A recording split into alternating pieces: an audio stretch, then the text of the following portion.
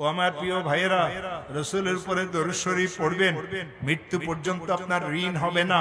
রাসূলের উপরে দরুদ শরীফ পড়বেন, হঠাৎ মৃত্যু হবে না। রাসূলের উপরে দরুদ শরীফ পড়বেন, অপমৃত্যু হবে না। রাসূলের উপরে দরুদ শরীফ পড়বেন, গাড়ির নিচে চাপাই মরবেন না। রাসূলের উপরে দরুদ শরীফ পড়বেন, পানিতে ডুবিয়ে মরবেন না। রাসূলের উপরে দরুদ শরীফ পড়বেন, আগুনে জ্বলিয়ে মরবেন না। যারা দরুদের উপরে আমল করে, আল্লাহর রহমতের চাদর দিয়ে তাকে ঢাকিয়ে রাখেন।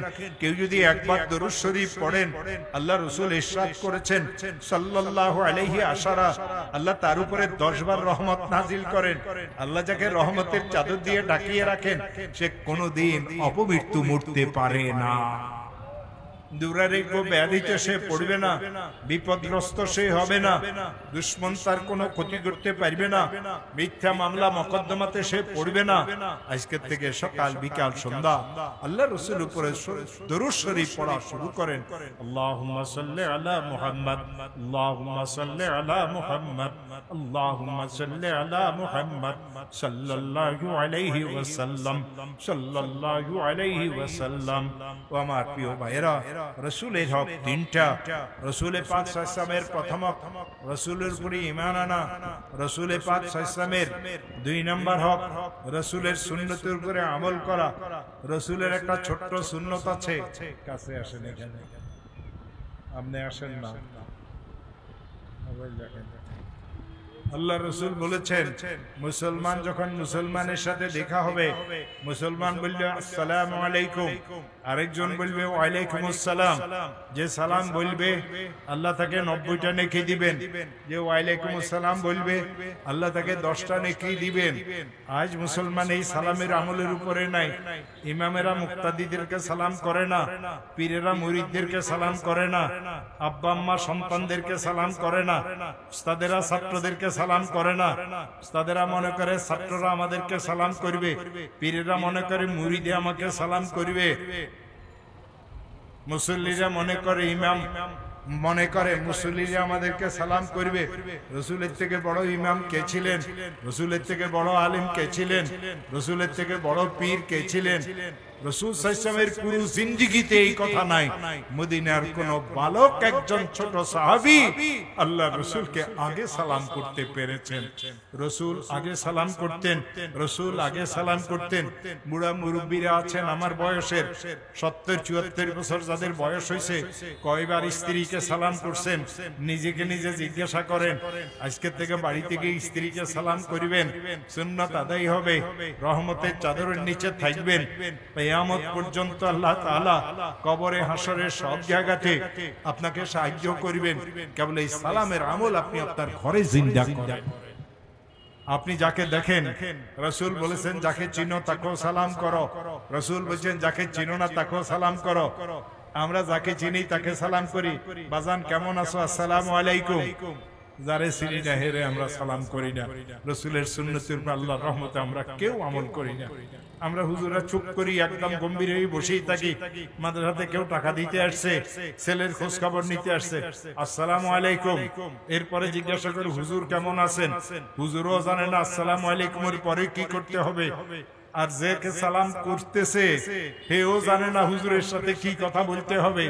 দুইজন জানিও না জানার ভান।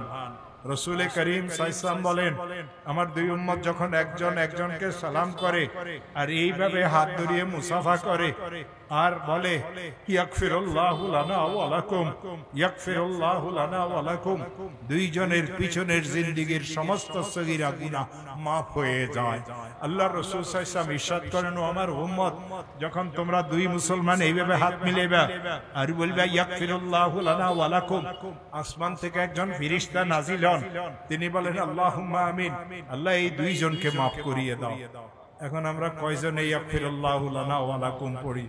আমাদের দেশে মুসাফাত দোয়া, ভাইজান আপনি কেমন আছেন, দুলা ভাই আপনি কেমন আছেন, ভাই সাহেব আপনি কেমন আছেন, বাড়িতে সবাই কেমন আছে, এটা কিন্তু মুসাফাত দোয়া না। হুজুররা আমরা বলি ভাই কেমন আছেন, ছেলেটা তো মাশাআল্লাহ ভালো পড়ালেখা করে, এটা কিন্তু মুসাফার দোয়া না। আপনি মুসাফা করেন আর বলেন ইয়াগফিরুল্লাহু লানা ওয়া লাকুম, এটা যদি পড়েন আপনি সুন্নতের উপরে আমল করলেন, এটা যদি না পড়েন আপনি সুন্নতের উপরে আমল করবেন না। আমি ওয়াজ করলে হুজুররা অনেক সময় নারাজ হয়ে যায়, হুজুরে খালি আমাদের বিরুদ্ধে কথা কয়। আমি তো বড় হুজুর, আমি আমার বিরুদ্ধে কথা বলি কেন? আমার থেকে বুড়া তো বাংলাদেশে এখন আর কেউ নাই। আমি তো তোমারে করি না, আমি আমারে করি কেন? এই জুনাইদ বাবুনগরী কিছুদিন আগে মারা গেছে, ও তো আমার 2 বছর পরে মাওলানা হইছে। আবিজির ছেলে মাওলানা আতাউল্লাহ শাহ আছে, ও তো আমার 14 বছর পরে মাওলানা হইছে। উজানির পীর আশেক এলাহি আছে, ও তো আমার 18 বছর পরে মাওলানা হইছে। আজকে মাওলানা মুশতাকুর নবী সাহেব আসবেন, আমার সাথীদের কাছে দেওবন্দে গিয়ে সে পড়ছে। আমরা যারা একসাথে দেওবন্দে লেখাপড়া করছি, আমার উস্তাদেরা, আমার সাথীরা তার উস্তাদ ছিল। আমার প্রিয় ভাইরা, আমি অনেক বুড়ো মানুষ, অনেক বুড়ো মানুষ। আপনারা যারা বুড়ো আছেন 74-75 বছরের বয়সের, আপনাদের মতো আমিও একজন বুড়া। আমি বুড়া, আমাকে প্রথম ওয়াজ করি তুমি আগে সালাম করিও, তুমি আগে সালাম করিও, মুসাফা করিয়ে তুমি বলিও ইয়াগফিরুল্লাহু লানা ওয়া লাকুম। ও মুসলমানেরা, যারা এই দোয়া জানেন না তারা এই দোয়া শিখিয়ে নিয়েন। আমি বলিয়ে দিলাম, কোন পীর সাহেব এই দোয়া আল্লাহর রহমতে পড়ে না। এত লোক মুসাফা করার জন্য থাকে, দোয়া পড়তে গেলে তো গলা ব্যথা হয়ে দেব। কিন্তু আপনাকে কে বলছে 100 লোকের সাথে মুসাফা করেন? হুজুর আমার উম্মত মুসাফা যখন করবে বলবে ইয়াগফিরুল্লাহু লানা ওয়া লাকুম, 5 জনের সাথে মুসাফা করো, জীবনের সমস্ত গুনাহ মাফ হয়ে যাবে। 1 লক্ষ লোকের সাথে মুসাফা করো, দোয়া যদি না পড়ো কোনো গুনাহ মাফ হবে না। এখন আমি কোরআন হাদিসের কথা বললে তো আমার গায়ে পড়ে, পড়লে পড়ুক, বলতে তো হইব, কারণ পড়তে পড়তে যদি আল্লাহ আমাদেরকে বুঝ দেয়, হেদায়েত দেয়। রাসূল করিম সাল্লাল্লাহু আলাইহি ওয়াসাল্লাম ইরশাদ করেন, মুসলমানের উপরে মুসলমানের যে হক, এই হকের মধ্যে 1 নাম্বার হক আল্লাহর হককে আদায় করা, 2 নাম্বার কোরআনের হককে আদায় করা, 3 নাম্বার রাসূলের হককে আদায় করা, আর 4 নাম্বার রাসূল পাক সাল্লাল্লাহু আলাইহি ওয়াসাল্লাম বলেন মুসলমানদের যারা নির্বাহী তাদের হককে আদায় করা, উলামায়ে কেরামের হককে আদায় করা, হক্কানি রব্বানি আলেমদের হক আদায় করা, এলাকার যারা গণ্যমান্য লোক আছে তাদের হককে আদায় করা। এখন একজনকে আমরা বানাইলাম কাউন্সিলর, এ যদি চুরি করে তো চোরের কি হক আদায় করে? একজনকে বানাইলাম ওসি, এ যদি ডাকাতি করে তার কি হক আমরা আদায় করব? এই জন্য ভাইয়েরা, আমরা যারা নির্বাহী আমাদেরকেও ভালো হওয়া লাগবে, আমরা যারা সাধারণ মুসলমান আমাদেরকেও ভালো হওয়া লাগবে। রাসূল করিম সাল্লাল্লাহু আলাইহি ওয়াসাল্লাম বলেন, তোমরা তোমাদের নির্বাহীদের হককে আদায় করবে। ইমাম গেছে রুকুতে, আপনি বললেন আমি চৌধুরী সাহেব আমি দাঁড়াই থাকুন, আপনার নামাজ হবে? দেখতে যান, আল্লাহ রাসূল সাল্লাল্লাহু আলাইহি ওয়াসাল্লামের ইরশাদ, ঘর থেকে বাহির হওয়ার সাথে সাথে 1 কদম দিয়ে আরেক কদম উঠানোর আগে আপনার জিন্দেগীর সমস্ত গুনাহ মাফ হয়ে যাবে। রাসূল করিম সাল্লাল্লাহু আলাইহি ওয়াসাল্লাম ইরশাদ করেন, রোগীর কাছে গিয়ে কতক্ষণ বসবা এটাও তো মুসলমানেরা জানে না। আল্লাহ রাসূল বলছেন, 2 দহনের মাঝের সময় রোগীর কাছে থাকবা, এর থেকে বেশি সময় যদি থাকো তো গুনাহ হবে, মাকরুহ। 2 দহন মানে গরুর বাছুরে